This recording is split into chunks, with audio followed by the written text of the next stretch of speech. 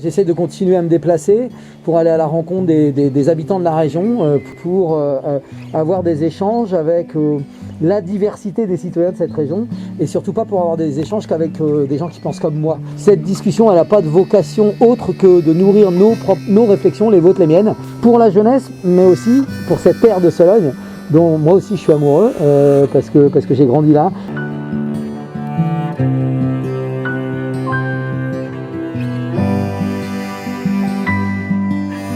Le problème qu'on a, c'est quand on parle de la chasse, on met tout le monde dans le même bateau.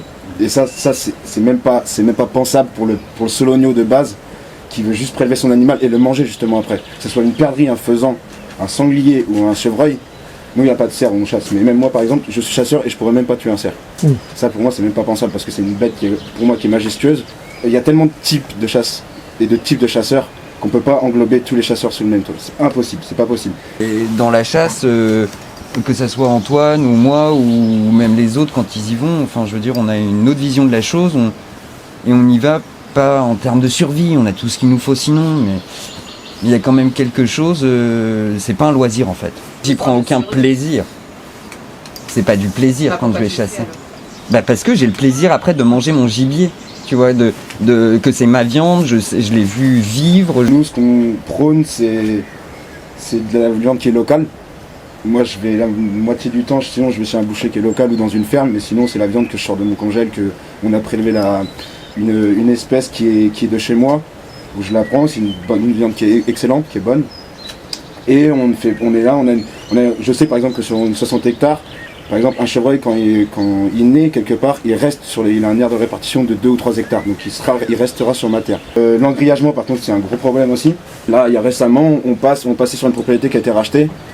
On nous pond encore des trucs de 2,50 m avec du barbelé en haut, en dessous. Bien sûr. De la maille qui est comme ça, même un hérisson comme je disais, il ne pouvait pas passer. Bien sûr. C'est plus possible. Je ne suis pas anti-chasse. Je suis contre certaines pratiques de chasse. Et elles sont nombreuses. Et si je les cite, la chasse à la glu, la vénerie sous terre pour des blaireaux. Ouais. Je suis contre la chasse à courre. Je suis contre toutes les pratiques qui évidemment sont pour moi des pratiques inégales. Je suis aussi pour que la question de la régulation, puisque c'est aussi l'argument qui est défendu pour les chasseurs, que cette question de la régulation soit vraiment mise sur la table. Parce que si on élève des sangliers, par exemple, où on fait de l'élevage, et qu'on les lâche et qu'on estime qu'il y en a trop et qu'on fait de la régulation, ça ne s'appelle pas de la régulation. Je veux bien croire au rôle joué par la chasse, mais aujourd'hui il n'est pas éclairé ni par la science, ni par des données précises. C'est que du combat, un peu de communication entre la Fédération de la chasse et des mouvements écologistes.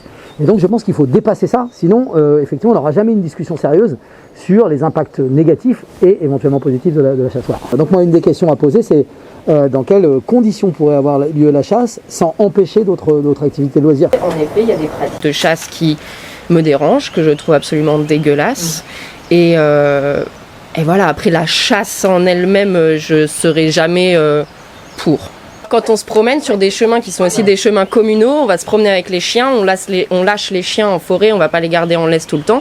Mais plusieurs fois, on a dû écourter nos promenades parce que ça chassait, mais vraiment juste à côté. Et c'était dans des chemins communaux, on n'était même pas dans des propriétés privées. Donc là aussi, c'est pas normal. Et puis plusieurs fois, enfin j'ai des souvenirs aussi quand j'étais petite où on s'est fait engueuler parce qu'on était en train de se promener ou parce que nos chiens étaient sans laisse. Ça m'arrive d'aller faire des tours. Alors moi je le prends plus comme une balade dans la forêt plutôt qu'une partie de chasse. Parce que c'est vrai que le butin en général est très maigre, faut se l'avouer. On y va plus pour passer un bon moment. Moi je pense à pour de la rigolade. J'y vais pas forcément pour le butin, mais c'est quelque chose que je respecte aussi parce que je vois comment elle est pratiquée aussi de manière un peu plus sérieuse quand elle est encadrée. Et c'est tout à fait respectable. En fait, ça va pas être un abattoir comme on peut l'entendre. Et j'ai jamais eu l'occasion de le voir, mais je suis conscient que ça existe. J'ai eu des témoignages de chasseurs qui m'ont parlé de camions de Pologne qui venaient avec des sangliers remplis. On m'a parlé de catapultes à canards, des choses comme ça, où je trouve ça complètement aberrant de voir des choses comme ça. Et je pense effectivement que c'est plus les personnes étrangères à cet environnement propre qui viennent dégrader un petit peu l'image de la chasse. Voilà, là, c'est quand ça. même. Le problème, c'est que les 3 quarts des chasseurs de Sologne, ils viennent pas de Sologne. Bah, c'est ça. On est à 1h30 de Paris, on sait tous que la moitié c'est du Parigot qui vient. Et c'est vrai que de promouvoir la Sologne comme étant un endroit où on va venir chasser, il y a autre chose aussi à promouvoir de la Sologne, autre chose que on peut proposer pour parce qu'on n'a pas envie de, comme on dit, oui, les Parisiens, on n'a pas envie que les gens ne viennent pas, au contraire, on a envie que ça soit une région qui est dynamique, on a envie qu'il y ait des gens qui viennent mais qui la voient aussi autrement, et avoir des possibilités de faire un écotourisme aussi, et de promouvoir en fait notre biodiversité solognote, notre nature, juste le paysage dans lequel on vit, la faune, la flore.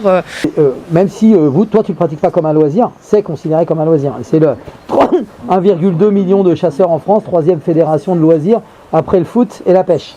Donc moi une des questions à poser c'est dans quelles conditions pourrait avoir lieu la chasse sans empêcher d'autres activités de loisirs comme, voilà, moi je pense que le dimanche par exemple devrait être une journée d'accès à la nature pour tout le monde et où la chasse ne devrait pas être autorisée. Encore une fois je dis bien, je ne suis pas contre toutes les chasses, mais les pratiques qui entraînent de la souffrance, mais dans toute la pratique agricole aussi évidemment.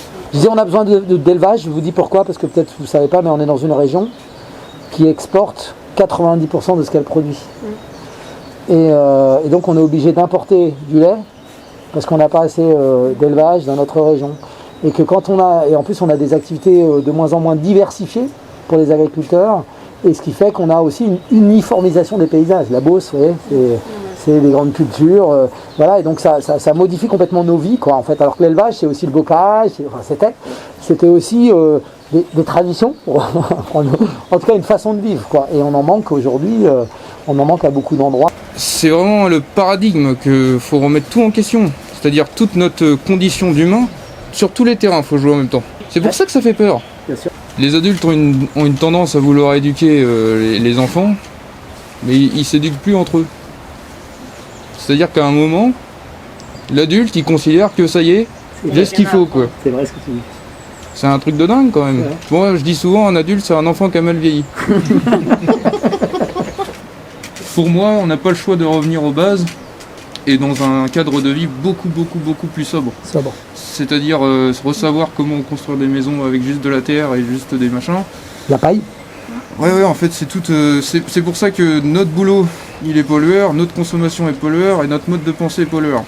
Enfin, j'ai un problème de conscience des fois, et c'est difficile de vendre quelque chose aux gens auxquels on croit pas, et après c'est difficile de rentrer chez soi le soir et d'être content de sa journée quand en fait on a passé la journée à vendre des choses auxquelles on n'adhère pas. Donc on n'est pas du tout en accord avec qui on est dans notre travail, et je pense que ça, des gens de mon âge, de notre âge, on est beaucoup dans cette situation-là. On commence de plus en plus à avoir des prises de conscience, et donc c'est vrai que tous les matins de se lever pour aller au travail et de se dire qu'on n'a pas envie, et c'est pas à ça qu'on aspire, mais il faut qu'on le fasse quand même, enfin c'est la réalité de millions de personnes. Mais c'est difficile, et surtout quand on essaye de penser à un avenir, parce que nous, notre vie professionnelle commence tout juste, et de penser à un avenir, comme vous disiez tout à l'heure avec les étudiants, ou même un avenir, moi c'est par exemple par rapport à la famille, je me pose des questions, est-ce que je veux avoir des enfants ou pas par rapport au monde dans lequel on va vivre, quoi. Donc c'est vrai que tout ça pèse quand même sur la conscience et sur les épaules. Je vais vous dire, c'est plus facile de faire ce que j'ai à faire moi depuis qu'il y a des mobilisations de la jeunesse dans la rue. Je vous raconte juste une anecdote. Il y a eu les marches pour le climat il y a quelques temps, et nous avons reçu des Youth for Climate, le mouvement des jeunes pour le climat, à la région, et qui sont venus, ils avaient bien étudié leur dossier. Ils avaient dit, là c'est pas bien, vous êtes en train de baisser le budget de l'environnement de 700 000 euros, 600 000 euros, je sais plus le montant exact. Et moi ça faisait 3 semaines que je me battais pour rétablir ce budget.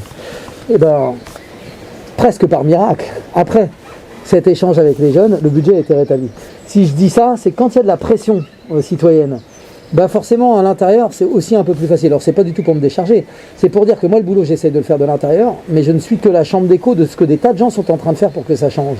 Et c'est ça être élu. Élu, c'est pas le jour où on devient élu, on ne devient pas plus intelligent que les autres. On prend une dose de responsabilité.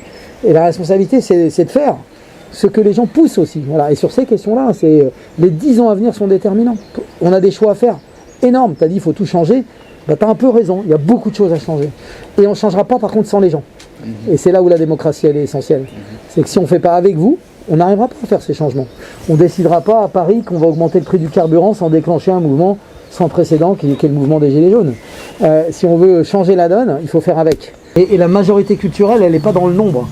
Elle est dans les idées. À un moment donné, quand ça a gagné, c'est en train d'arriver. Le confinement a provoqué un peu ça quand même. Hein.